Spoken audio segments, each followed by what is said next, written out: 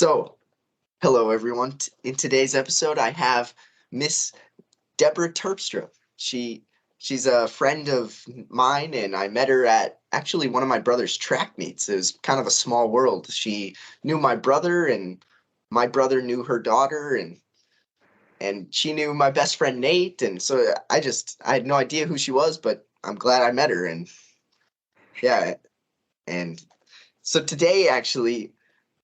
Well, I was telling her about this documentary, What is a Woman? She had heard of it as well, and she actually has a podcast called the Women's Fittest Podcast, which I thought was pretty cool. And do you want to explain what that is real quick? Sure. So I am a retired competitive bodybuilder.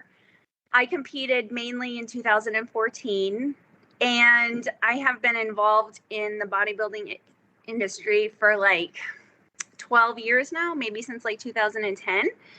And I just love the sport. And it took me about 4 years to actually compete. And I sort of recognize that it's a crazy lifestyle, and draws a very unique group of people. And I've talked to many people in the industry all during this time. And just I think it was 2019, I decided to start a podcast, which I think a lot of people were starting podcasts, and it kind of found its direction.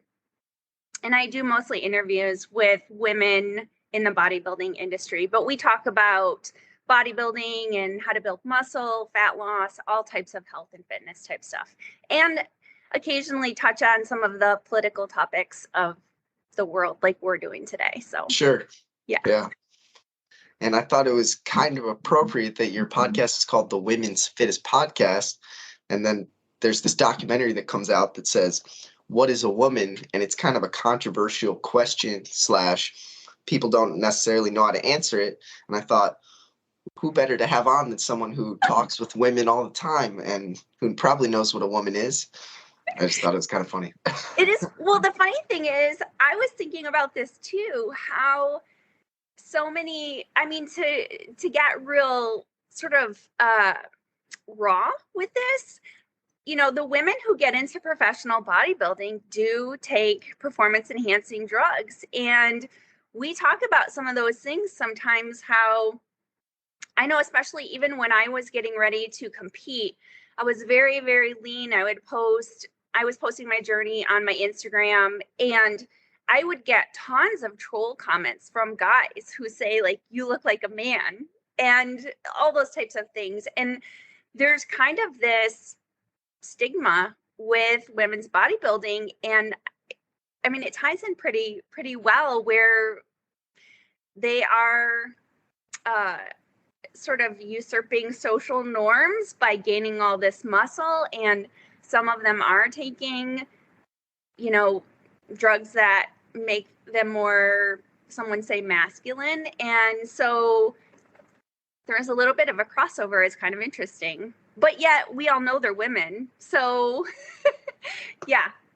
So when we were talking about this documentary, I was like, oh, this is sort of relatable to what I'm doing. So I'm excited. I'm excited to talk to you about it. Yeah. I was actually explaining this documentary to a friend, and he's honestly not the hugest fan of talking about political topics. And he was like, I just don't really have an interest in talking about gender and sex. And I just don't think it's not really what I'm interested in. So I just don't even want to watch it. I don't even want to think about it. I think this documentary was created to make people feel negatively and get people angry. And I just don't want to feel that. And I don't want that. But then I was like, I feel like it's more important than that. I don't like talking about gender and sex either. It's not something that I enjoy, really. But I do think there's some problems that are occurring, and without people talking about it, it's just going to keep happening. And that's why I feel like it's kind of our responsibility to talk about it and watch it and bring it up to people. So yeah, I was thinking how we shared this, like, when you start talking about a topic, we've had this so many times where we're talking, where it reminds me of like how people talk about caveman language, where they were like, do you see the fire? Like, I see the fire. And it's like, that's how they were in these like grunts or whatever, how language supposedly began. And I think about that like when I was talking with you, because so many of these topics that are on social media right now, you just look at them and you're just like, is this real life right now? But if you ask the people involved, it's almost like I think, are you delusional? Like, I need to have a real person who thinks this isn't right, or some of this isn't normal, or we need to talk about this. And I feel like that's how a lot of our conversations were, because we're like, oh yeah, that's what I was thinking too. Like, you have to be affirmed that you're not the only one, like, looking at the world right now thinking crazy stuff is happening and it doesn't make sense. Does it just not make sense to me? Or like, do other people think the same way? And so I think that is why having these conversations is important, kind of for your own sanity. Like, what is, I mean, I'm sure we'll talk about like what is truth, what, why are these things important? And yeah, you're right. I don't love talking about politics, and I probably was not super interested in them up until like, 4 or 5 years ago, maybe. But it is important. It's important because one of my favorite podcasts that I talk to, or that I listen to, the woman who hosts it, she always says, politics matter because policies matter because people matter. And I think that is a very good summation of why you should have some sort of vested interest in what's going on in the world. Yeah, that's well said. Wow. I might keep that quote. Yeah. And some people who say, oh, I'm not interested in politics, but I'm like, pretty much any topic that you're talking about can be political. Someone might have a different opinion, and then it's already political. And so it's kind of like their escape, but then I'm like, it's still not a reasonable way to avoid the conversation, in my opinion. But yeah, well, I think it's also important for people who, I think this topic, well, some people, I'll just start with this. Some people say to me or ask the question, are you for LGBTQ plus or are you against LGBTQ plus? And then I sit here and say, well, it's each one of those letters is pretty complicated and each one of those letters is different. Some of those letters contradict the other letters. I don't really know. But one of the main topics that I feel like this documentary got into was T, transgenderism, but not just T, transgenderism for adults, but for children, because that's kind of what, in my opinion, was the saddening and deepest part of the documentary, because you could see all of these adults who were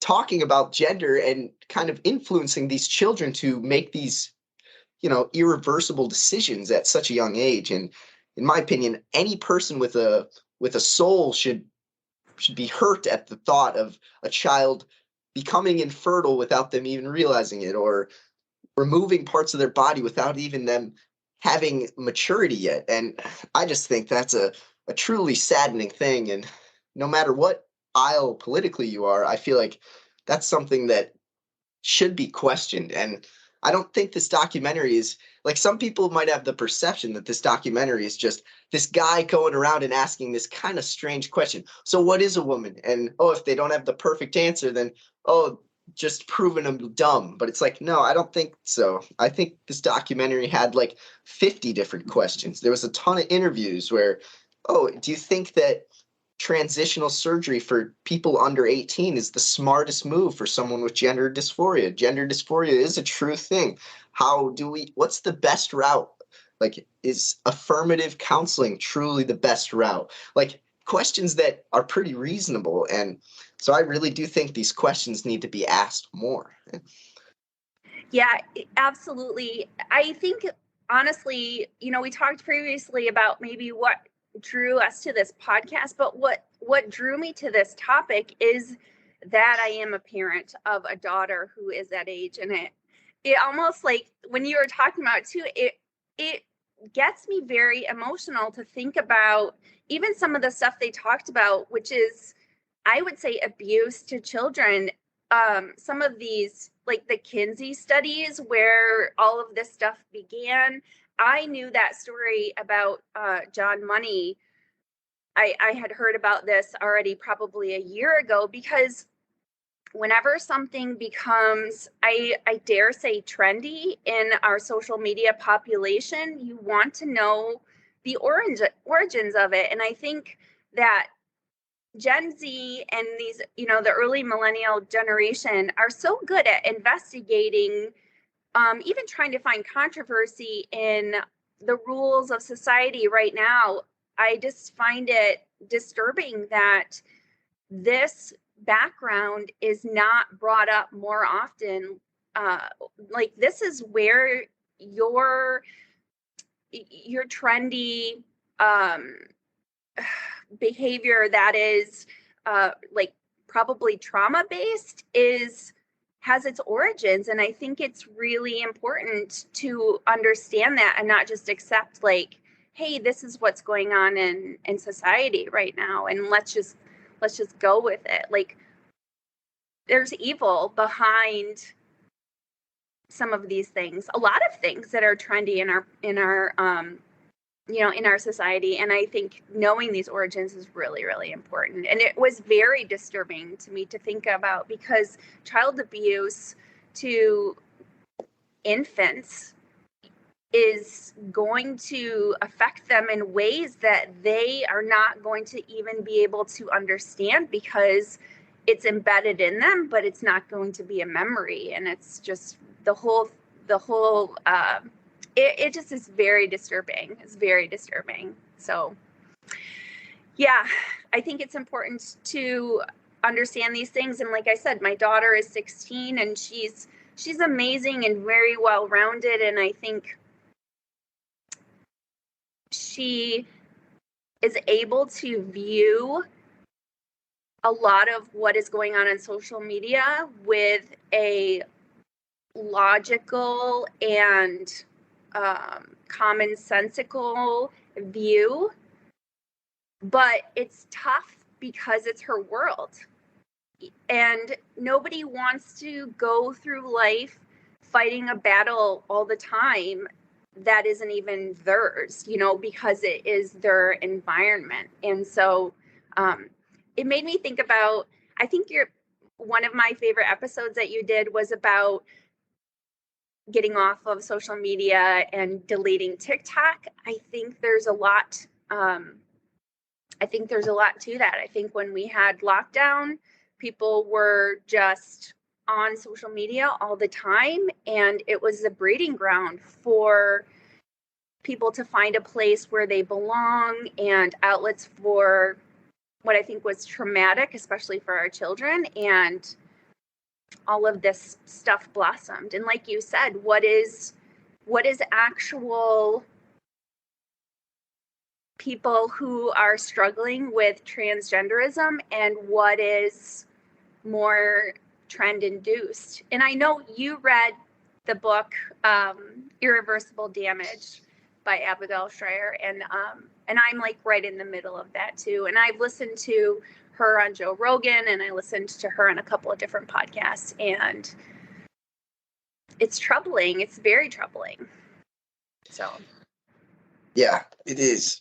And to talk real quick about, the people have these online communities, and it makes it so easy for you to find an echo chamber, people who agree with you or who will never disagree. And you're looking at your screen and you're thinking, man, I have the exact interpretation of reality, and no one here is questioning me, so it is right. And they get this idea that, oh, whatever it might be, it's not just transgenderism, but that can occur so easily for us. It can occur for me easily, because I happen to lean more libertarian and a little bit more conservative, so I probably get more of that type of content, thinking to myself, oh, this is a lot more reasonable. Oh, yeah, this other side is crazy. And I get this little blinding view of the world through my rectangle. I always call it my rectangle, because it's like, without that, I wouldn't have a lot of the ideas that I have. I don't know. It's just people always are like, what are you talking about, Harley? Rectangle? But that's just what I say sometimes. But yeah, and to, I guess, to make this a little bit more nuanced, sometimes people, I bet some people on maybe the more affirming side of the spectrum when it comes to transgenderism might view this documentary as something that's, oh, it's a right wing documentary. They're totally against transgenderism. It's all hate, and I don't want to watch it. But I really do think that, like I said before, this is a documentary that mostly highlights how bad it can be for children. And they even had some people who were transgender and who were adult and said, like, this was my decision. I made this decision. And like, I don't think they were like morally looking down on them or saying that, oh, they're dumb or trying to make them look stupid. I think that they were just trying to explain that, hey, these transgenderism brings up life-changing decisions. And as an adult, you kind of can do whatever you want to do, really. It is America. You can do that. But it actually seems evil when you not force, but somewhat force children into thinking about these ideas at such a young age. And they get on their online group and then they see, oh, this person's so happy and they look so great after they've switched or made the decision to call themselves something else. Or, it starts small, but it can be changed into something very big, very quick. So Yeah. And I think that, like a lot of things on social media, I mean, you're only getting a very small portion of someone's life, or of course they're going to present their choice in a manner that is very affirming. So you probably are not going to see the negative consequences of that. Some of the things that they talked about that I thought was very troubling, which I mean I think about often because I've had two surgeries. I had surgery for endometriosis, which is laparoscopic, and they go through your belly button, and I've had surgery on my rotator cuff. And these are surgeries that people do all the time. And I remember even after my endometriosis surgery, I thought, I feel like my organs are not exactly where they were before, because they go in, move stuff around to burn off this tissue that's in your abdomen and stuff like that. And I'm not going to go into that. But what my point was, these are surgeries people do all the time. And yet afterwards I thought, oh, I'm definitely different than where I was before. And I don't know if things like my belly button had a different shape to it afterwards. And it's like, right? Like so minor, right? Now think about a doctor who's going to create genitalia. Like, what is that going to even look like? How is that supposed to even function? You can't, I mean, people, in this documentary are openly talking about chronic infections and that type of thing, which you would, of course, imagine. You can't just create a new orifice and expect it to look exactly and function exactly like something that, I would say God created to function so perfectly in the human body. It would be like you can't create a heart and just put it in somebody else's body. So why would you think that you could do that with genitalia and have it just be totally functioning and everything be fine and normal and looked exactly like your, woman's or male's genitalia? It's just, I think people don't even think about that. Or, even like breast reconstruction, it doesn't look like, it's oftentimes sort of Frankensteinian with like, it's just like, you can't, I think these are things people don't think about. Like, you can't just snap your fingers and look exactly, I mean, you're not going to want to look how you want to look or whatever. So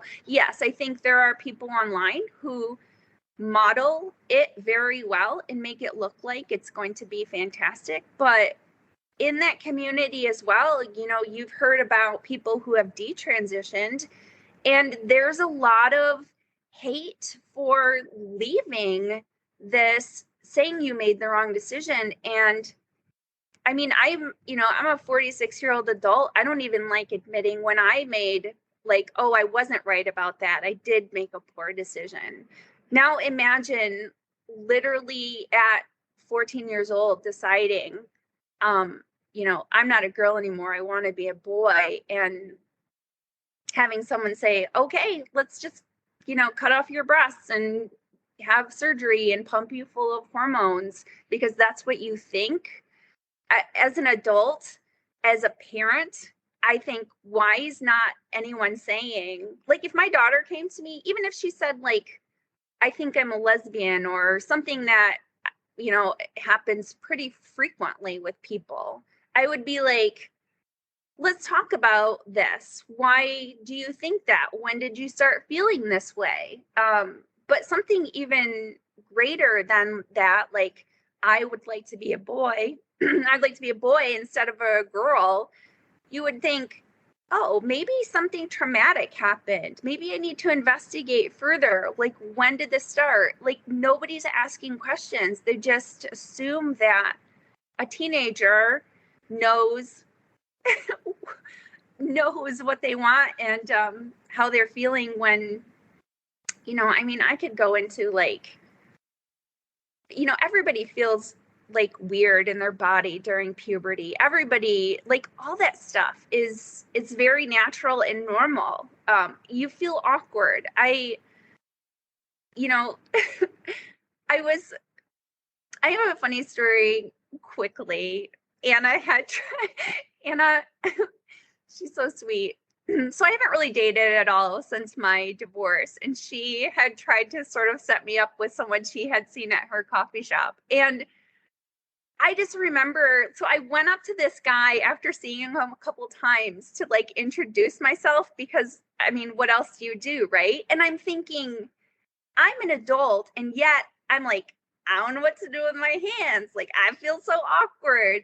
So, it's like flashback to teenager life all over again. It was so crazy. But I was thinking about that, like, but these are normal feelings. This is how people feel. And during puberty, you feel like that for like 4 or 5 years. And again, it doesn't go away because it's your natural, normal reaction. So for somebody to think that they can just change that, by changing their gender, it's like, what is the fear? What are you trying to avoid? Like, yeah. I mean, oh my gosh, like, I think pornography has a big influence on this with younger girls now wanting to be men. So maybe they don't have to engage in, sexual activity with guys who are watching violent pornography and wanting them to engage in that type of thing. I think that's a huge, problem. Yeah, I mean, there's so many different, like you had said, there's so many rabbit holes. There is so many variables involved in this. And for, people to just be deciding that they want to change without any type of investigation, it's crazy to me. It's just absolutely nuts. So, yeah. Yeah, definitely. There's a part where Peterson, he was like a clinical psychologist slash counselor slash therapist, kind of similar. And he was talking about how, like, counseling or therapy, one of the worst things that you'd want to do as a therapist is to hear the person's version of reality and then just automatically say, oh yeah, you're exactly correct. Yep, you've got it. It's like, that's no help to that person who may have problems in their worldview. That's not going to help them get through their problems that they're going through. It's going to probably make it seem like they're going through it. It's going to make it even more real and more worse for them. It's just, he was explaining that therapy used to be one thing for so long. You question their belief. You make them really think about it. You talk about it for a long time. You take slow approaches of lots and lots of counseling or lots and lots of meetings talking about it. So do you feel the same way now? It's been a few weeks. Do you still feel this way? Or, instead of, oh, you've been feeling this way? Oh, I have a quick, easy solution for you. And I just, it seems it's too good to be true that there's an easy solution to problems that you're having. And one of my friends, he said it so well a few years ago. He's like, if you're having so many problems in life, switching your gender, one of the bigger decisions you could ever make, even if one of the biggest decisions you could ever make doesn't solve your problems, that's an indication that probably wasn't the best decision to make, because I don't know. I didn't say it as well as he did, but either way. And go ahead. I was going to say, I feel like we're in this, like, this is our magic pill society. So we're looking for a quick fix, just like, you know, everyone wants to graduate from college, not have college debt, and be in a job, in a house, in a car, and be set for life, when it takes 20 years to get to that point for most people. You know, there's a woman, there's a transgender woman in the bodybuilding community. I don't know if you've ever seen this documentary. It's on Netflix. I honestly don't know the name of it. His name was Matt Kroc, and he transitioned in his probably early 40s, I want to say. So, and they did a documentary about him, and you can find him online. Now I follow him on Instagram, follow her on Instagram. She goes by Janae. I don't know what her last name is, or it might just be one name, but the documentary was very interesting because I'm going to say she for the sake of what she identifies as now, but she talked about her whole backstory, and there was a lot of abuse and trauma that happened, but it also took many years to decide to, you know, there was a lot of counseling. And also, as someone who is a bodybuilder, she struggled with also liking that look of having a lot of, so she's very muscular, but goes back and forth sometimes with a lot of makeup and wigs and all these other stuff. So I'm not saying that this isn't a legit diagnosis. It's not like that, it's not a legit thing.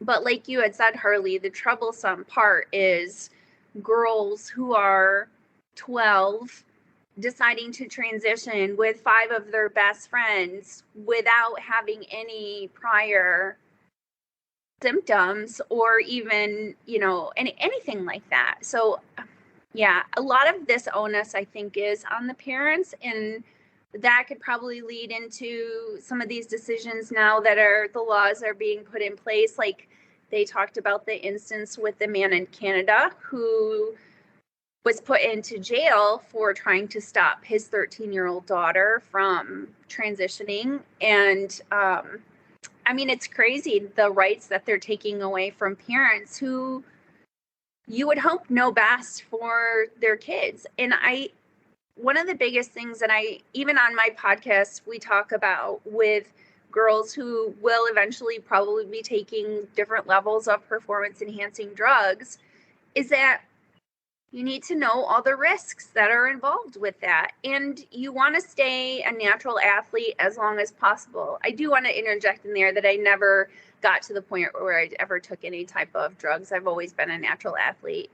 But we talk about this, and as a parent thinking about a child, you want to keep your options open to whatever direction they might go in life.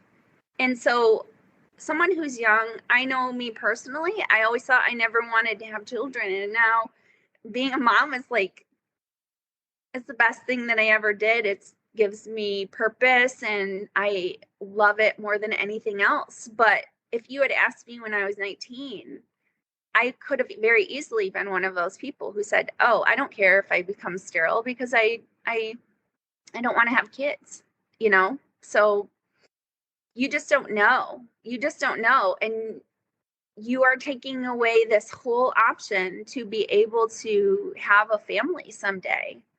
at least naturally, by making these physical choices.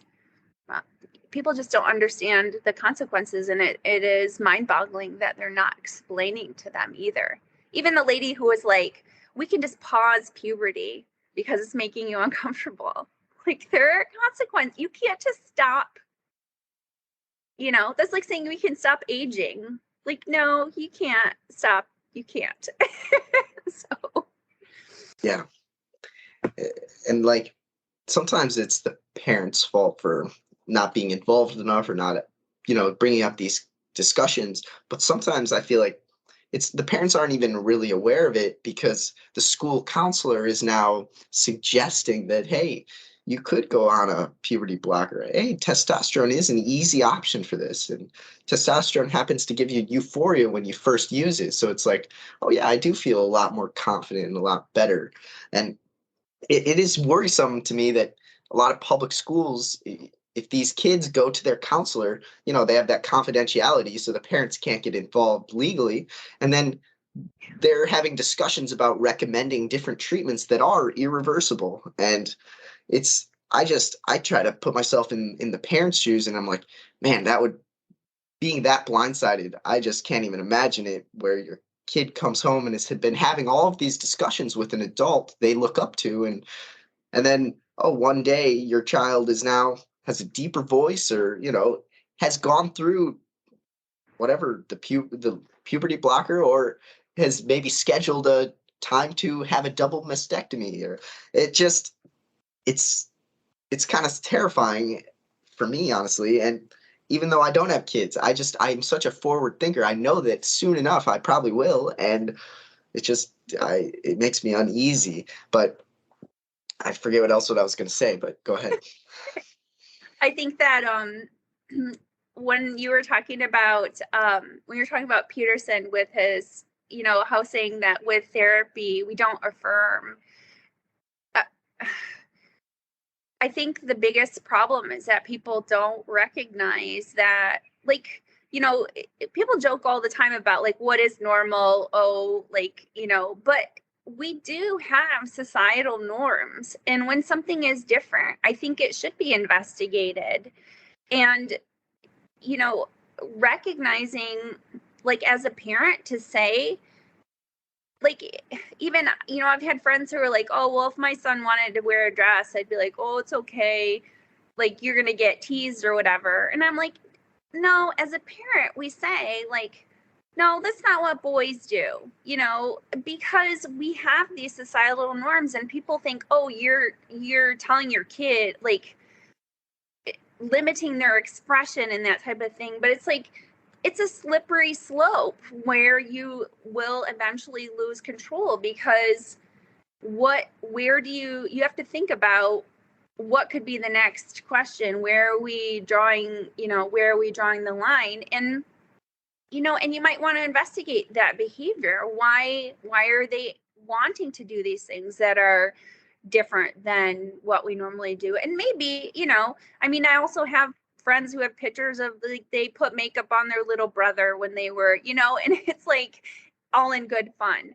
But this is what being involved as a parent is. And one of the things that I know Abigail talked about in her book is that the parents that affirm what the children think, like, they're looking for a parent to say what is right and what is wrong, and affirming them.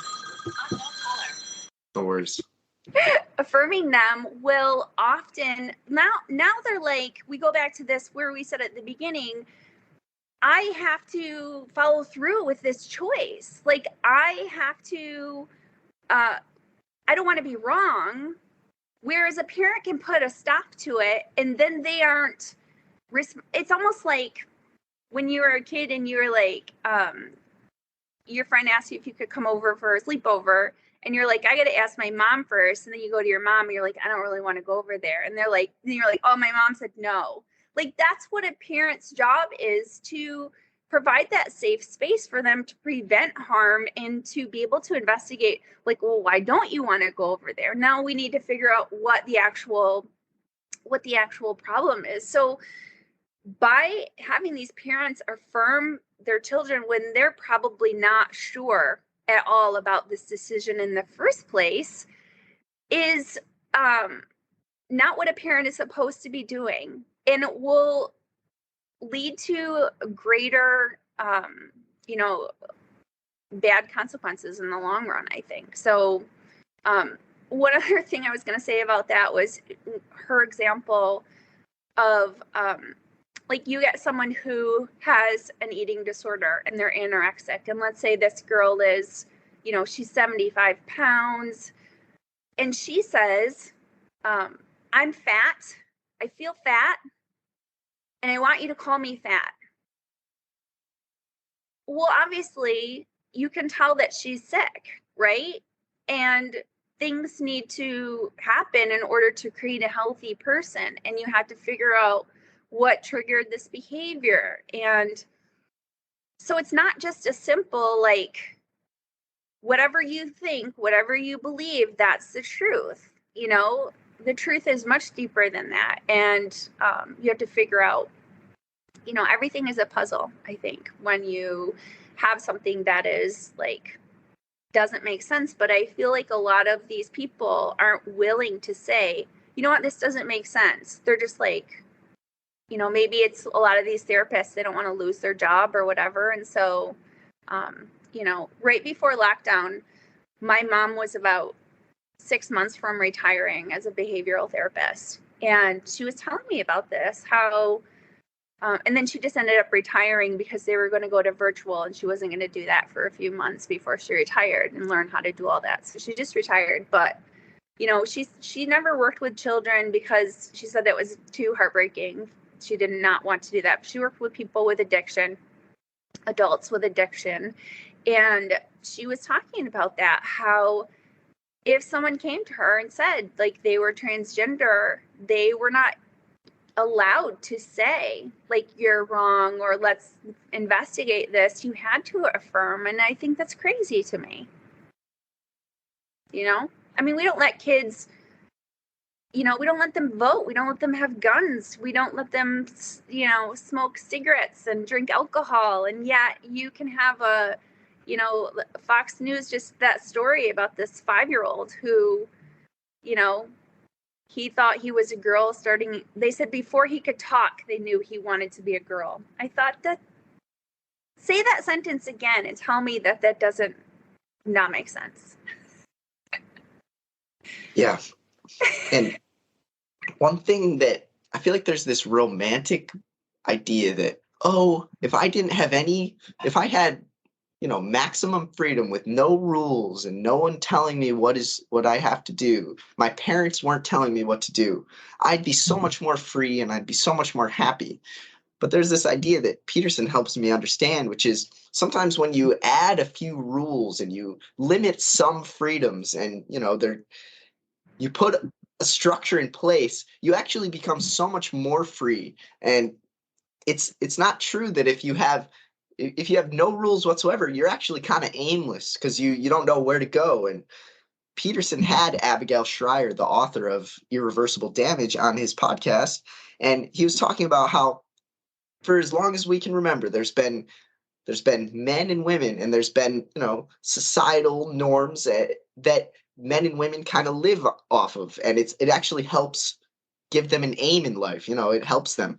But now there's this new plethora of different identities that have come out in the past 10 years. And honestly, there isn't really a pathway. There isn't really a direction. There isn't rules for those types of people. So these people are sitting here aimless, and they're trying to bend reality around their will and around their worldview that may or may not be reality. And you see it like with the whole transgender bathrooms, where it's like, I'm not either one of these. There's been two for as long as we can remember, and but I'm something else, and so you have to create a whole new bathroom for me. And that's a small example, but it's like, how does this line up when it comes to marriage, these different identities? How does this line up when it comes to being a parent? I don't know. It's just it's like when you try to bend the world around your will, it's going to snap back, and it's not, you just can't. Even Yeah. if you and your few people on your online chat are agree that this is how the world works, you may or may not be right, because the world is really hard to change. And I don't know. Go ahead.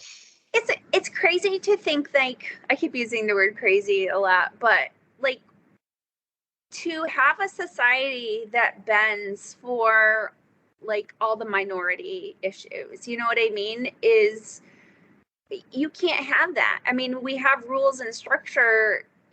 That's when you get into like, that's when it's individual. You know what I mean? But you can't just say, oh, we have this small minority of people, so now we need to change. You know, it would be like if COVID only affected one little part of the world, but everywhere we put up the sneeze guards and everything like that, like just in case it came, but we knew it wasn't going to come. It's the same type of thing. We can't change all the rules that we have set in place in the structure of our society just because there is a few people who, unfortunately, I think a lot of this is confusion and mental disorders any more like than, you know, if you think about it, like if some guy says, I am a woman, and it's the same as if he had said, you know, I'm a goat. You would just be like, you're not, and I'm not going to be mean to you, and you know, whatever. But you, in your head, anyone who has awareness of people is going to be like, red flags, like this person isn't, something's not quite right, you know what I mean? And that's just our natural judgment towards people to keep ourselves safe and to protect ourselves, you know. So it was interesting when they talked about what Peterson was talking about, what we're calling gender is what he calls temperament. That cleared things up for me a lot. And you know, I think that we should use the term sex more often. I think too about a society of like men who are dating, let's say, and you have women who are trans women, like men who are dating want to know that they're dating someone who is biologically a woman. That would, I think, cause a lot of problems for people. Like, they aren't going to be open to dating a woman who was previously a man. You know, that's a huge deal. And it's not transphobic, and it's not, you know, like, no, that's just like, I want to date someone. Maybe I want to have a family with them. I don't want to deal with, I mean, I don't know, whatever it is. It's like, that's a fair statement. And I think, you know, we're living in this society where nobody wants to offend anyone. Nobody wants to define what truth is. Nobody wants to accept what reality is. And it's just, it's like what you said, a society without rules, and where everyone is just like, I'm okay with people doing things, kind of doing whatever they want for the most part, as long as it's not hurting somebody else, but to an extent. Because you can't just go through life, like you said, without rules, just doing whatever makes you happy. That if everyone did whatever makes them happy, we'd have utter chaos, because that would infringe on other people's rights. So, yeah, it's just getting to the point where it's too much of like, no, you have to care a little bit about what other people are doing, because the trickle down effect is that we all have to function together as a society. And you can't do that when, like, one, you can't define your environment. You know, how confusing is this to children when we start messing with language and pronouns? I mean, the English language is crazy anyways. Like, our language has a lot of rules in it that don't make sense in the first place. Now you can't even explain to your child, like, that's a man, that's a woman. Like, these That's are, a they. yeah, these are the basic, like when you have I love animals, right? And when I see somebody with a dog, it's like, what do you ask? Like, what's may I pet the dog? Is it a boy or a girl? What's its name? Like even a dog that has been spayed or neutered, they don't go, it's they. Like they tell you that it was a boy or it was a girl. Like, yeah, it's very sensationalized, and I can see where people don't want to get involved in it because it's sort of dramatic, but it's also what's going on in our society right now. And I think that we have to, like Matt stepped in with this documentary, because it's just like we have to talk about this, because how far is this going to go, or is this going to be a trend that takes its course? Like, what is actually going to happen here? So Yeah, definitely. Oh man. Yeah, I remember a part that I liked in the documentary was when Matt went over to, I think it was somewhere in Africa, and he was talking to this tribe and kind of asking questions at first about, hey, like, what if a man wants to do the roles of a woman? What if the vice versa? What if someone who says that they aren't a man or a woman? And they're looking at him like, are you kidding us? Are you joking? Like, not in a, they were very humble, and they're like, we just have not heard of this before.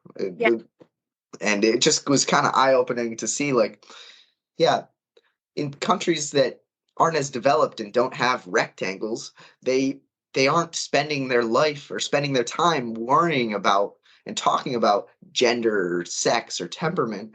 They're living their lives, and it seems as if they're living pretty full lives. And it actually is nice that they have a rule set in place that the men do this and that the women do this, and it seems as if that society is doing well, and they seemed like more genuine than a lot of Americans that we meet, like they, even though they probably don't have as many material goods, they had the character inside of them, and it's because these rules have been put in place that they should follow if they want to be a good man or a good woman. And I thought that was pretty insightful, because it's like we're spending so much time arguing about sex and gender, and when we could be, doing many other things. And I heard a quote from someone, I forget who, but they said something like, it was on a podcast. They said ancient Rome, Greece, a lot of ancient countries, or countries that lasted a long time, their demise occurred quickly after they started having arguments about sexuality, like homosexuality, different gender expressions. And soon after, that society ended. And I'm like, I'm not trying to be apocalyptic here. I'm just trying to say that there is a pattern, and if we want to make sure that this country and society continues going smoothly, I think we have to realize that gender might just be a different word for temperament, and that men and women can have a huge spectrum, like they like to say, a spectrum of personality. And it's been scientifically proven that that is true. And to maybe try to remove that word gender, because it was created by people that were doing malevolent things to children, and using the word temperament and trying to have counseling that really makes people question. Like, it's this whole, I did an episode on like the 3 untruths colleges talk about. One of them is the untruth of emotional reasoning. It's like, oh, I'm always trusting my feelings, because the instant I feel something, it's automatically correct, and I don't need to question it because these feelings are true to me. And it's like, that's just not how the world works. You have to have that critical thinking view. You have to be skeptical of your own thoughts, because as you question them, you realize, I was right here, but I was wrong in these few other aspects. And you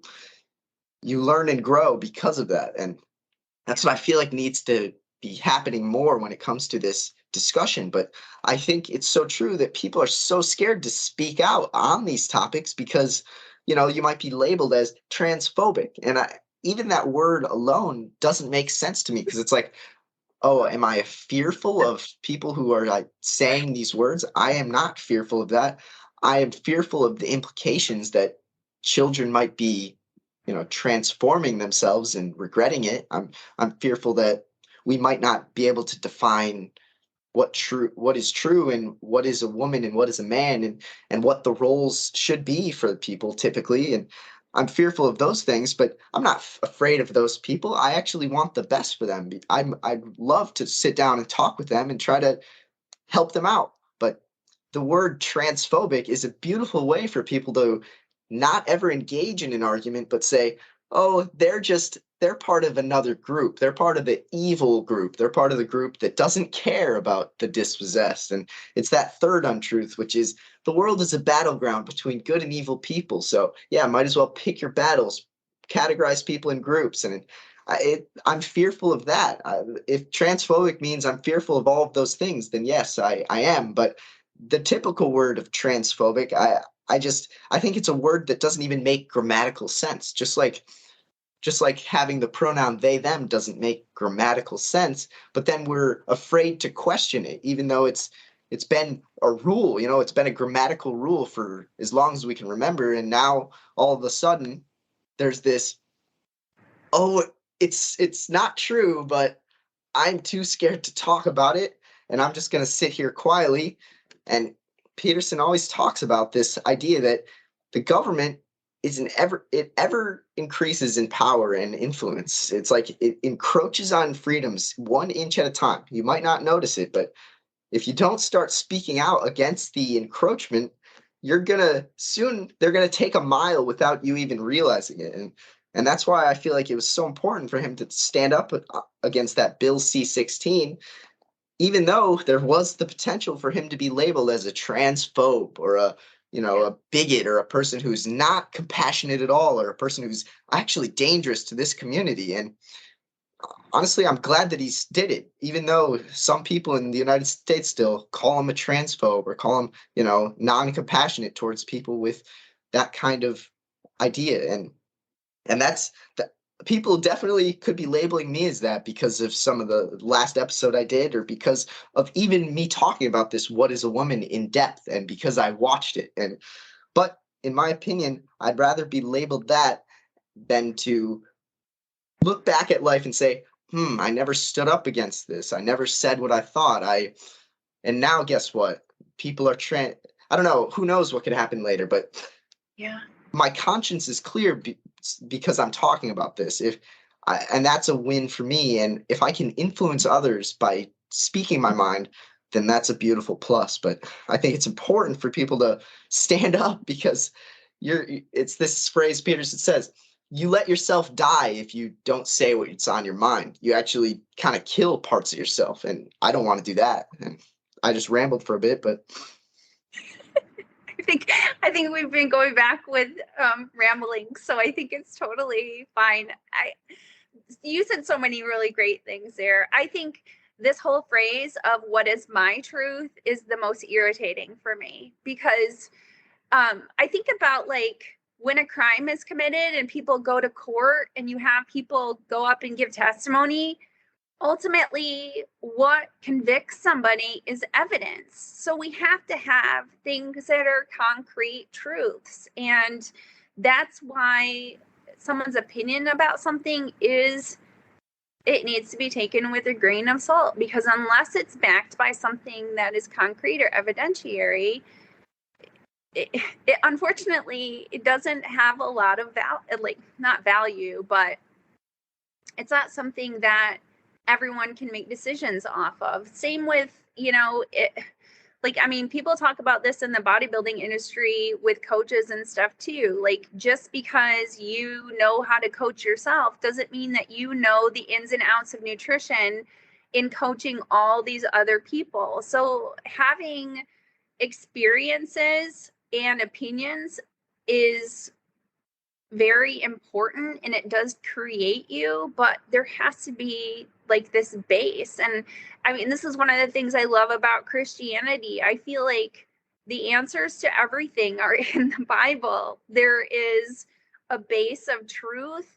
I I love God's rules for our lives. And I personally have found that the more that I stick to, like the 10 Commandments, the better my life is, because I'm not being restricted from fun or joy, but I'm restricted from pain that happens from making choices that God doesn't want for my life.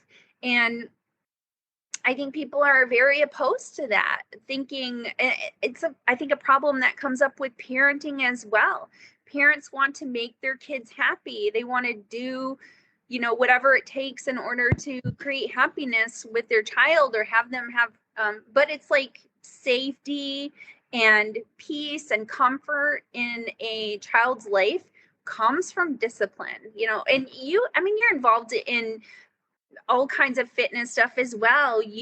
How much, like, you wouldn't find happiness from not exercising and eating junk food all day, because you have to have limits on those things that create immediate pleasure, so I think people are they're just getting weaker and weaker with a lot of things, wanting easy way outs and trying to avoid struggle. And even if you had a child that was thinking they were, a girl and they thought they were a boy, there might be a great journey and a lot of beauty in struggling to find out who you really are, and that the body that God gave you is the one you were intended to have, and it's perfect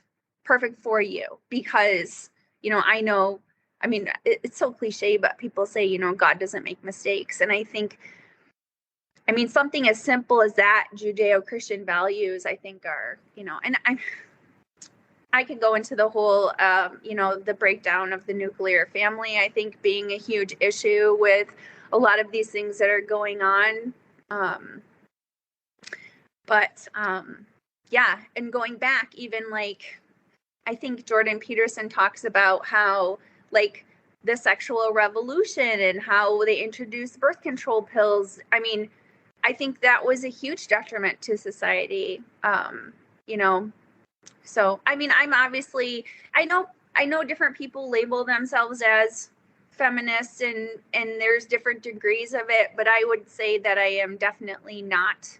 And I feel like the best family is a traditional family for raising children.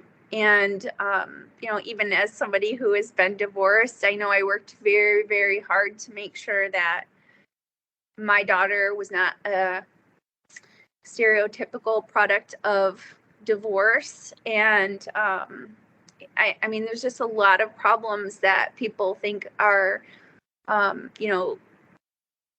technology and everything is advancing. And, you go back to this tribe in Africa, and it's like, they're doing very, very well. I don't think that women who are raising families, and I think they're happy and healthy, I don't think they think, oh, I wish I was, in an office somewhere working. Like, yeah, I don't know where was the lie sold that there's like a better life than what you are physically designed to be doing. It's kind of, it's nuts. Yeah, it is. I remember, I bring up Peterson so much, but he's helped me see things that I wouldn't have seen before. One of them being, there's this crisis that a lot of women go through when, they're 28, 29, 30, and they don't have kids or a family yet. They have a pretty solid career, but they're like, crap, I don't have that much more life left that I can be bearing children. I should maybe start having a family. And honestly, I feel like people miss out if they just try to pursue a career only, specifically women, I feel like, because they're truly designed to be the person nurturing and, breastfeeding and, being there for the child, carrying them for months. And there's this, you hear this sometimes where it's like, oh, society set these norms that are, it's a patriarchal tyranny, and oh, society is actually against women's freedoms. They restrict us to wanting to only having kids, and it's like, I think you're reading into that too much. I'm actually a first wave feminist, which was the idea that the first feminists came out back probably, I forget when. It was like women didn't have the right to vote, they didn't have the right to own property, they didn't have the right to, make those kinds of decisions. And I'm the person who's like, men and women should both have that ability, that equal opportunity to make these kinds of decisions and be a citizen, and so that's why I call myself a first wave feminist who's like, men and women both have that opportunity, and let's give it to them, because we both are divine children of God with, value that is, God given, or, divine value, the spark of the divine within us. We all have that, value. And so I don't know, I don't know where I'm going necessarily, but it is kind of nice to have these norms where it's like, yeah, it is a very meaningful and life to have a family. It's withstood the test of time, like traditions are there for a reason sometimes, because traditions outlast time and they last through generations, and that typically is the case because they actually work really well. And sure, it's nice to question traditions and see why are they there, but typically traditions are there for a reason, and using the structure that they give is actually very helpful and yields a lot of meaningful lives. So I think people need to understand too, when they're deviating from what this normal societal structure is, it's going to be more difficult. So you have to be prepared to be fighting for, for this type of thing. And it's tough. I think even with like people dating and stuff, you don't know if a girl is one who wants to have a family. Like she might be like, oh, I'm so caught up in my career. Like it seems like things were simpler when it's like Peterson said too, men are designed to work because they know they're never going to have to pause to care for or carry a child.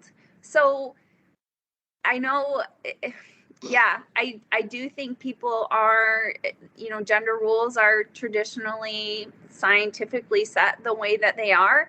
And these differences or these variations came about with more with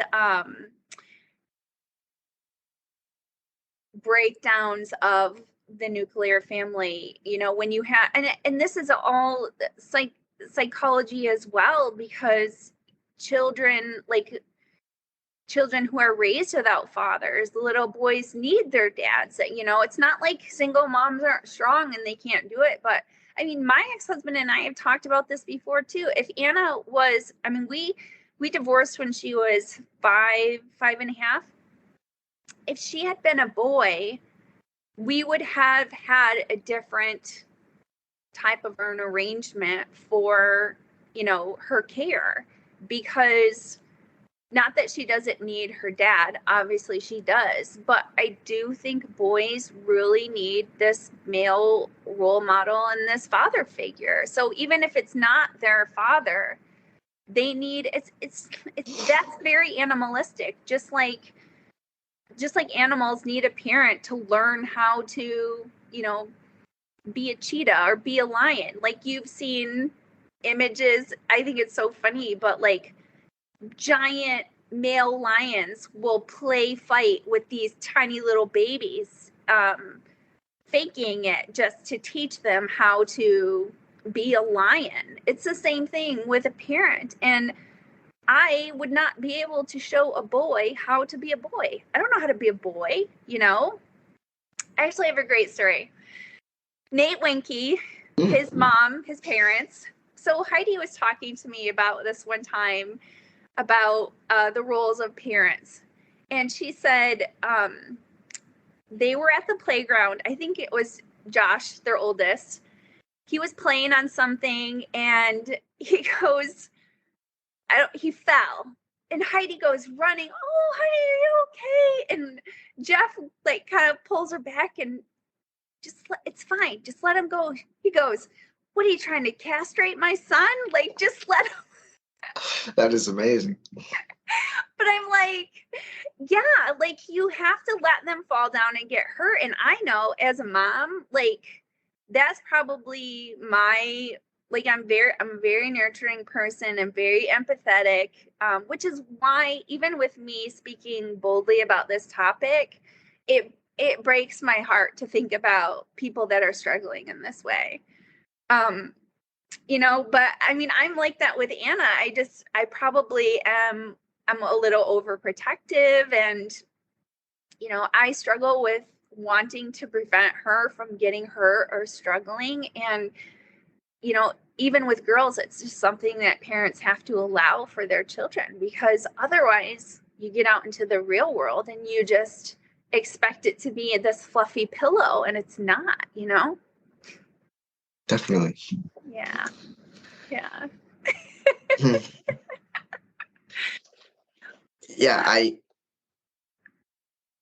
I wanted to have this discussion not to, hate on people who are going through this truly, confusing time where puberty is something crazy. I don't know about guys that I talked to in middle school. You'd get erections out of the blue randomly. What the heck is happening?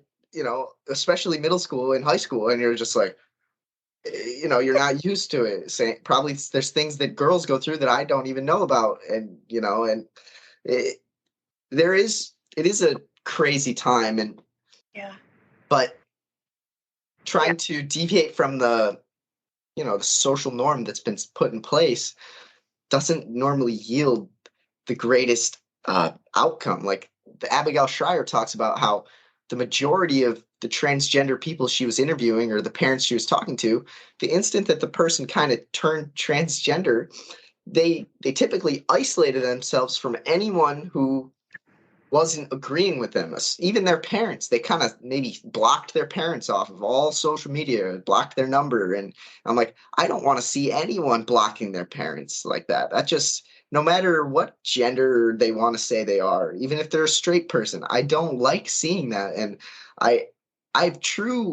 it truly hurts me to hear about this. And I just want to try to get people to start talking about it, no matter how uncomfortable it is, because it's this idea that the butterfly effect is so, true. Because let's say you're a parent and you're like, oh, I have these thoughts on, sexuality and, transgenderism, but I don't really want to bring it up because it's uncomfortable. But you have no idea the impact you could have just by bringing up your thoughts and bringing up some stories, bringing up this documentary, What is a Woman, and talking about, or maybe even watching it with them. And that impact can be incalculable, because you don't know what kind of impact you're going to have on your kid, or what conversations would be sparked because of that. And that's why I love this podcast as well. I've gotten some critiques from people saying like, yeah, you said that part wrong, or, oh,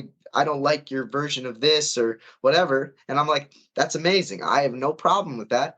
My main goal with this podcast is to get people talking about topics that are important. Whether we can agree or disagree, I think it's important that people start talking about it. That's exactly what America is about. It's this idea that, both political sides come together and have a discussion. People will agree to disagree, but if there's a discussion going on, that's where people can learn to, remove that confirmation bias and be a little bit more nuanced. I feel like social media and just the media, like the mainstream medias of Fox and MSNBC, they also are slightly polarizing, because when's the last time you've seen someone from, the left go on Fox and vice versa? You just don't see the long form debates except in the podcasting dimension. That's why I love Joe Rogan. He has people from all across the spectrum, from all different interests, and he 2 to 3 hours of discussion. You hear about the complexities, you learn about the nuances, and that's why I think this whole idea of you know, saying what's on your mind is so important. And I really do think that people should realize that humans are incredibly resilient.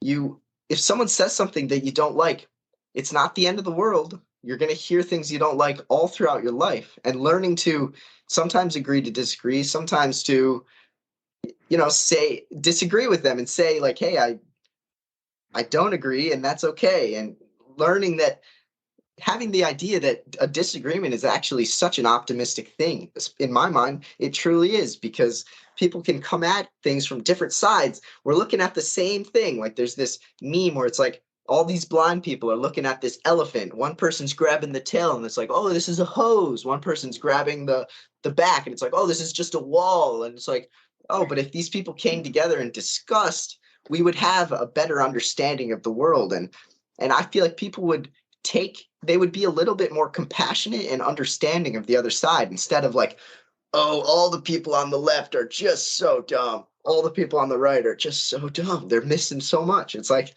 I really do think that the mainstream media and social media is such a beautiful polarizing tool, and that's why I love the podcasting space. And people may not like that I'm talking about this documentary because, oh, a conservative media outlook or media outlet posted it.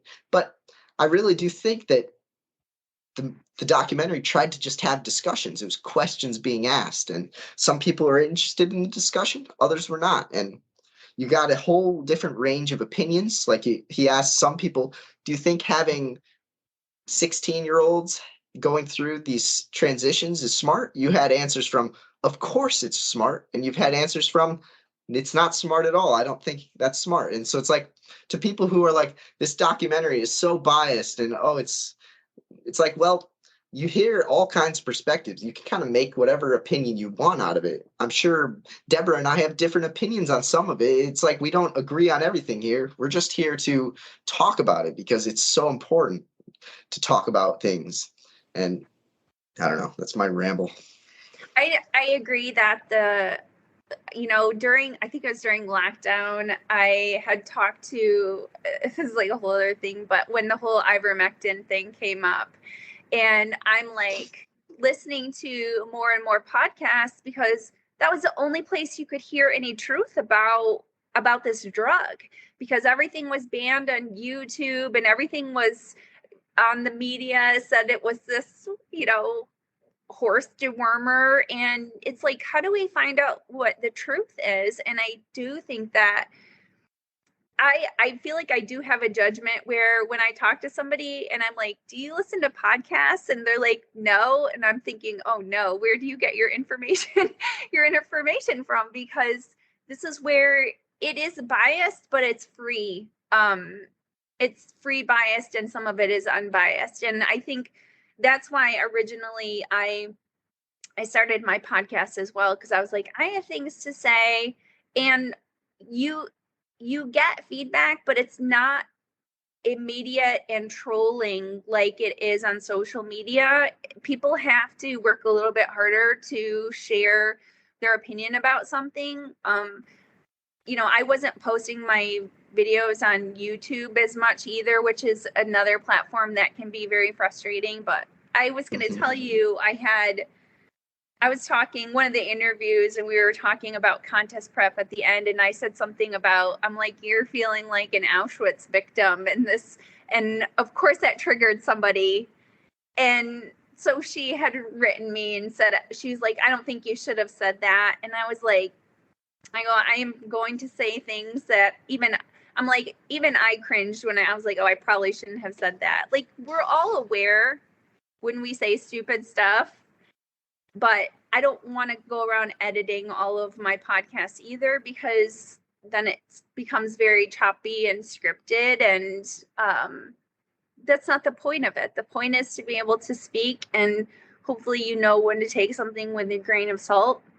Or you followed me long enough that this was someone who was a diehard, had been listening to all the episodes. Like, I think you know what kind of person I am. Like, you have to be able to give people a little bit of grace when they're speaking, to know that you're not trying to be what's the word? Malevolent. Yes. Yes. Yeah. Yeah. So. And just like I feel like we as humans have the ability to, our attention spans are longer than sometimes we think, but we also can get gripped into things like TikTok or Instagram Reels or Facebook Shorts, where it's like, oh, quick, like 10 seconds, 20 seconds. And people actually, I think, are becoming addicted to that. And I feel like the podcast is a kind of what's the right word?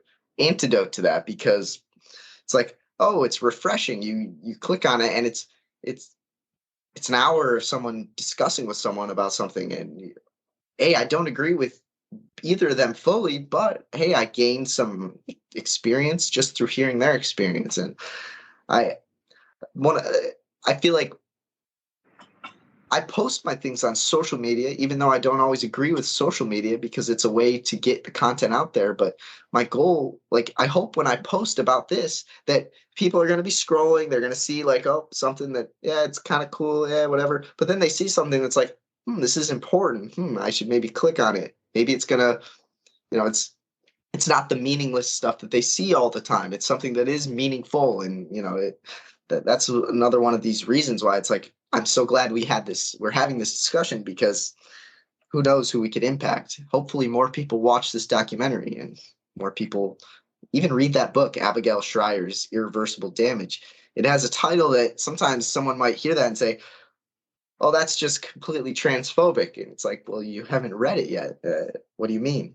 Yeah. I don't think she's afraid of these people.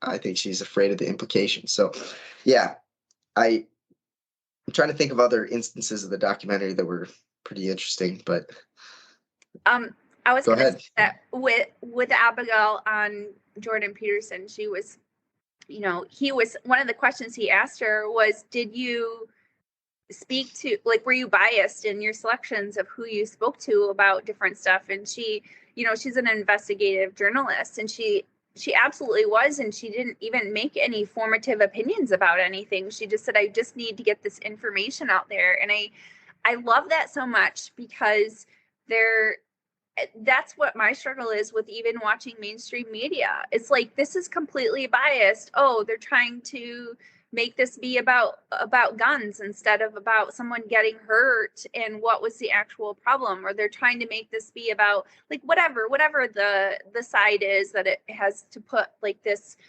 dramatic spin on telling a story and sensationalizing it, rather than just saying, like, this is a tragedy, this is what happened.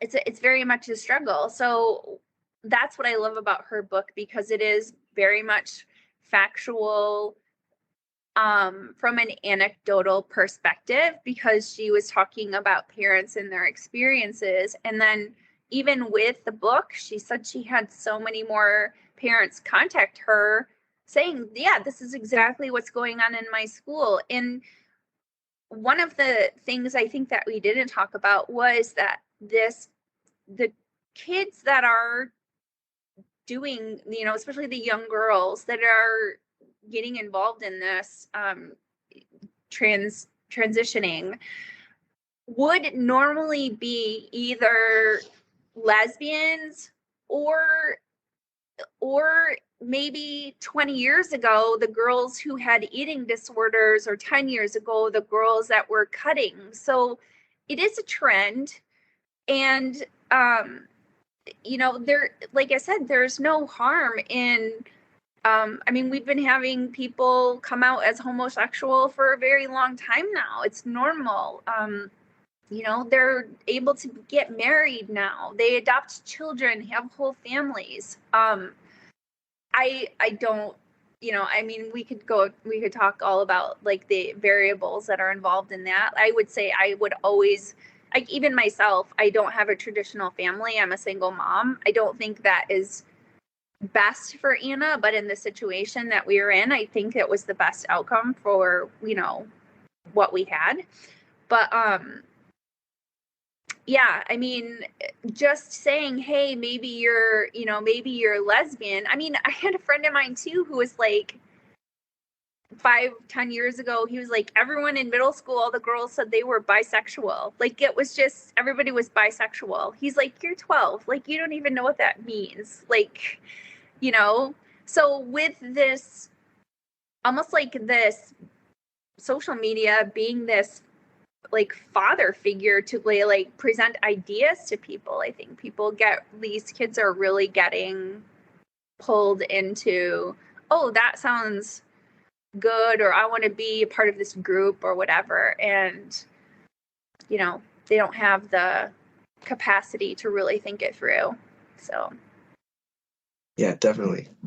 And some of these people might, like you said, they might be lesbian or they might be gay, or they might just have a masculine temperament. They might just be disagreeable. They might just love sports. You know, it's like, I don't think there's anything wrong with a guy who likes singing and a girl who loves wrestling. I just don't see any problem with that at all. And I think we're doing a disservice to people by saying, oh, let's take the quick approach instead of the one person Schreier was interviewing. One of this person that I think he was some kind of doctor who almost lost his license because he loved the take it slow approach, where it's like, okay, you're feeling this way. Let's ease into this. Let's figure this out. Let's slow down here. Like, we're not in any huge rush, and yeah, and hopefully we can come to some kind of idea of what is true. But I forget what I was going to say. Go ahead. I've done that so many times during a podcast, and I'm like, let's just keep going. I know something I wanted to touch on. I think that a lot of people would say, I want to talk about a little bit about the women's sports and trans people in women's sports, because they did talk about this. And I find it ironic that you have these, you know, the feminist movement pushing for trans people, but they're not protecting women. And as somebody who was a high-level athlete in high school, I cannot imagine. There was one girl from Zeeland Christian High School that she was like a foot taller than me, and like she beat like everybody in whatever event that she did, you know? So it was always like, oh, like, I hate swimming against Zealand because, you know, or even if it was at a conference meet or whatever, like, oh, is Dana in my event or whatever? Because you just knew. Now imagine if she wasn't even a girl, and I would just be like, oh, I know that's going to take, like, it's not even earned, you know, and it's going to take my win from me or whatever. But I wanted to say that I feel like people throw this word discrimination around when it's not a negative thing. Like, we discriminate all the time. I think I heard the example, like, you have children's sports, and it's discriminatory against adults because, of course, you wouldn't have adults competing against children. So I'm not discriminating against trans people. The discrimination is to protect girls and keep it a girls' sport. So yeah, I mean, that's probably one of the most frustrating things for me. And, you know, and also, again, I mean, women are the weaker sex. They need to be protected any more than, like, I would feel. You know, I remember a couple of years ago, I was at an Old Navy and I went into the dressing room, and they have mixed dressing rooms. And there was like a guy, and the wall is like this tall, so you can like see a person's face. So you just like, I'm like, okay, like, that was super weird. It's like, it's very uncomfortable. You don't want to walk into a bathroom and see, I mean, any more than you would want to walk into the bathroom and see anything else that might be threatening to you, like someone using drugs in the corner. You would immediately walk out. Like, that's not safe, you know? So yeah, the discrimination is it's not necessarily towards that person, but it's like, how do I word that? it's not a discrimination towards trans people. The discrimination is that they're not women. So Definitely. Yeah. I remember one part in the documentary where, well, first I'll touch on this, where it's like, I remember one of the athletes came out and was saying like, yeah, I don't want to show my face or my name because if people hear that I'm talking about this, bad things will occur. And even though what I'm saying is true, there's so much flack, and there's political. It's such a political issue that, and the fear of being ostracized and being labeled as, transphobic. It's a fear that people have, and it's very sad because these women athletes, they have unreasonable odds or unbeatable. It's an unbeatable situation. They can't win. Now it's like, what are we here for? It is a saddening thing. I can't imagine. But another instance of the documentary that kind of reminds me of what you were talking about is that, yeah, there was an instance where a guy was identifying as a girl and just walked into the girls' bathroom in a school. And I think there was some sort of sexual harassment that occurred in that bathroom. And it's like, oh, is it transphobic to talk about that? It's like, I actually really care about those young girls who were in that situation. I don't think that's a safe environment for them. I don't think any woman, no matter their age, would like that. They walk in there, or a guy walks in on them, and there's rules for a reason. It helps keep us safe, and it helps us. And I remember Rachel, my girlfriend. She works at a place, and she was in the bathroom, and this guy walked in, and then she was like, "Oh, I think you have the wrong bathroom." And he was like, I guess it's a she. He was like, "No, this is the right bathroom for me." And then just walked into the stall, and Rachel said to me, "I don't think I should say anything else because I have a fear that they might fire me for, discrimination, or, I need to keep my mouth shut. I can't." But she's like, "What if he was trying to do something to me? He was bigger." And I'm like, yeah, it's such a tricky thing because the corporations have kind of they're biased towards this ideology, and it's like, oh, we're proud, we stand with the dispossessed, we stand with the minority, but it's like, but you're actually incentivizing this behavior that can actually hurt women. And I'm like, oh man, it's such a weird reality. She can't speak out about it, even though she felt pretty uncomfortable, because that would make the trans person feel even more uncomfortable, and they're the even lower in the minority, or in the hierarchy. And oh man, I feel bad. I was like, Rachel, I'm sorry that you had to do that. I'm like, man. It is what I find interesting is that people will be like, oh, that's not why trans people are trying to use the bathroom. And it's like, you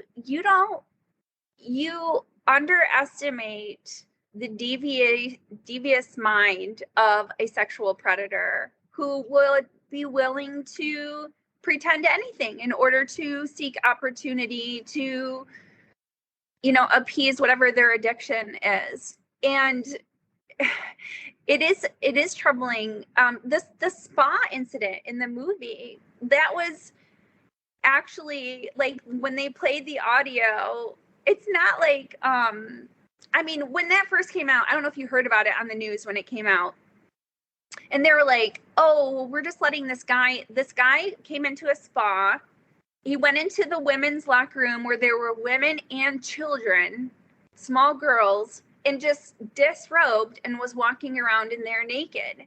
And he said he identified as a woman. So it was called the We Spa, like it was like an Asian spa. So this woman comes out and she's like, there's a man in the locker room. And they're like, oh, he identifies as, and she's just like, the audio that's played on the documentary. And she's like, what identity? I see a dick. And it was just like, yeah, exactly. She's like, he's walking in there and in front of children and everything, which, that was, her abruptness was like, I made my heart sing because I appreciated, that's probably what I would do as well.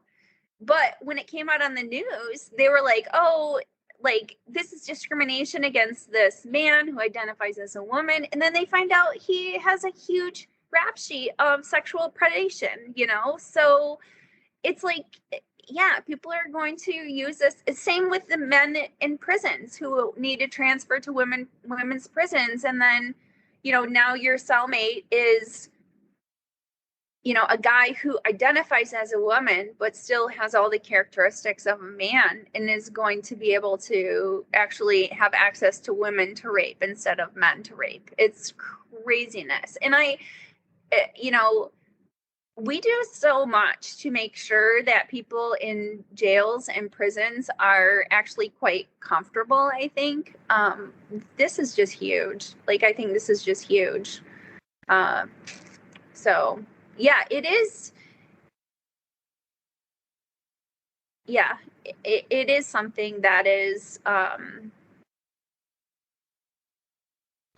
we're going to have to keep an eye on. And what are the long-term consequences? How detrimental is this going? And I think, Harley, that's kind of the summary of all this is what are the long-term consequences for innocent children and women? Because this is where this is leading, like a society without rules, without structure,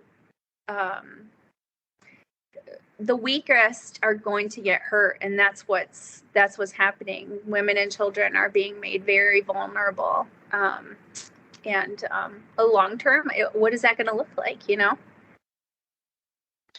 definitely. I think we're at record rates of. I think young people or people in their 20s are having record low relationships and even just record low like sexual encounters, like sexual experiences. And I'm like, people aren't exploring who they are, who they could be very much. Instead they're sitting on their phone and looking into something that may or may not be the best for them. And I don't know, I think we need to get back to the idea that we parents need to be a little less protective and say, hey, go out into the world. You need to explore. You need to go and meet someone. You need to try dating. I don't know, like instead of, oh, don't go near any men because men can be dangerous.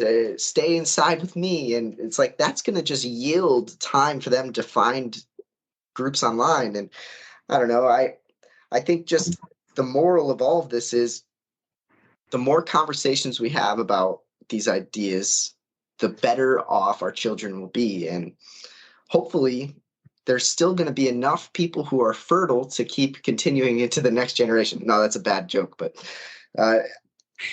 honestly, I wondered about that too. Cause I'm like, are we just ensuring that a part of our society will eventually die off? No, I'm not saying that is good or anything either, but it's like if you are going to transition and have your community and you're not going to be able to reproduce, I don't know what's going to happen, I was going to say though, I think if I were to give advice, I think it's very important as a parent with kids, learning kind of my lion analogy, learning how to interact with people starts at home, and parents need to spend time communicating with their kids. And I've even had friends who were like, oh, it's really tough at this age or that age, and many, like probably, I don't know how many years ago it was, I was talking with a therapist, and they were, I was like, Anna doesn't always connect well with her dad. She's really attached to me at this point. It was probably during, that puberty time. And, I'm constantly like, I'll call him to tell stuff that she told me, or I'll be like, hey, did you tell your dad that? And she was saying to me that I think it may have been 5 minutes, but it could have been even 2 minutes. 2 minutes of face-to-face eye contact with a child every day is enough to establish a relationship. And it might be because it can lead to more, but, you know, she's like, you know, that time when you're coming home from school and they're in the back of the seat is a lot of times when you hear a lot of things. But if you can get home and get something to eat and sit down in front of the table and look face to face with your child, you're going to connect with them and they're going to learn social cues from you. And so even with like my daughter, you know, I think about, yeah, the world is a crazy place. And I can tell within a couple of minutes of speaking to a stranger if some red flags get thrown up. And you don't learn that unless you're interacting first with your family and maybe extended relatives, and these are all your safe spaces, and then you go out into the world. So, you know, so that like my daughter can go out and have conversations with people and you know, with her work or whatever it is, and she learns to understand human behavior and who is safe and who is not. But you also learn how to get over these awkward you know, the awkwardness of being like, have you spoken to people who are younger who can't even make eye contact with you? It's troubling. And these are kids Even who are people spending my age, but keep going. Yeah. So these are kids who are spending so much time on their phone, they don't even know how to interact with people in real life. And I think that was one of my goals after lockdown, because one of the things I do love about the podcast is I do feel like I'm kind of like having coffee with a friend or something like that. But I was like, I just really do need to get out more with my friends and go have face-to-face coffee and go visit my parents now that I can see them again and have face-to-face interactions. I think these are so important just for your mental health and understanding your environment and your relationships. I honestly, like, you know, get off the phone. Like, it's fun, but it's very addicting, and it is deterring you from growing and evolving as a human being, for sure. Yeah, definitely. I fall victim to being on screens so much for work, school, or even this podcast, but then the times where I have to physically go to the gym, I typically have the most meaningful interactions. I meet someone new, I have a beautiful conversation, or if I'm at work physically, I get to talk with someone. This interaction we're having through the computer is pretty meaningful, but it's not quite as meaningful as a, face to face, but it's still something. But I think that's a great point about like making eye contact with people, teaching your children how to truly look someone in the eye, because a lot of people just don't have that courage at all, or they're not used to looking people in the eye. And I really do think that, oh, it just panned on me, but I didn't notice anything. But yeah, I don't know what the best route forward is other than having these conversations and, being willing to stand up for what you believe. So, yeah. Yeah, you didn't come to you didn't come up with any solutions. How do we fix? Oh man, I'm too ignorant. I need to keep learning more. I think talking with people is the best way forward. Yeah, for sure. I would also say I wouldn't discourage people from having children just because of the way that our society is set up. That's a good one. I ran into this girl at Walmart. I had bought my groceries and I forgot to get these vitamins. So I had to circle back around with my full cart of paid groceries. And she was in the aisle there, like just adorable. And she was pregnant. And so I was like, I asked her, I said, you look so great. And she's like, oh, we're almost at the home stretch. I said, how far along are you? And she goes, 30 weeks. So we have 10 more weeks. And I was like, do you know what you're having? And she said, yeah, we're having a boy. She said, we're so excited. And then she just paused and she was like, I think every day I just can't believe I'm making a human being with my own body. And I was like, Yeah, it's freaking cool. Like, it's so cool. And I just love that she still had that amazement while this was going on. But it was just a really neat interaction. And I thought, oh, I'm really glad that I forgot something, because this wouldn't have happened if I hadn't had to circle around to get something that I forgot and have this little conversation. But it was just very refreshing. I think we hear, and it's a whole other topic, but we hear so much about how, especially on social media, like how tough parenting is, and how, maybe it's bringing women down and all this other stuff. And I just think it's the most amazing thing. I said to her, I go, you're going to love it. I said, it's the best journey. It's the best journey. And I said, even the way that society looks a little bit troublesome right now, I said, you're going to love it. And you 100% have control over how your kids turn out. And she said, yeah, I totally agree. So I think that's absolutely it. You can choose how you want them educated. You can choose where to send them, and you can talk to them every day about stuff that's going on and make sure that they're guided in the right direction. It absolutely can work out. So that would be my positive. And all this is disturbing, it can still be something that you are observing and you don't have to be a part of. Yeah. Man, well said. Well said.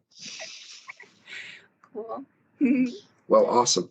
I think that's a great way to end it, honestly. That was inspirational and positive. Thanks. Thank you so much. Thanks for having me on. It was a real pleasure. I hope that I think there'll be other stuff that maybe we'll have an opportunity to talk about in the future. It would be amazing. I think so too. That'd be amazing. Great. Thanks so much for listening to the Harley Seelbinder podcast. I hope you enjoyed this one. Let's keep making the world a better place, one deep, important conversation at a time. Have a great rest of your day. Bye-bye.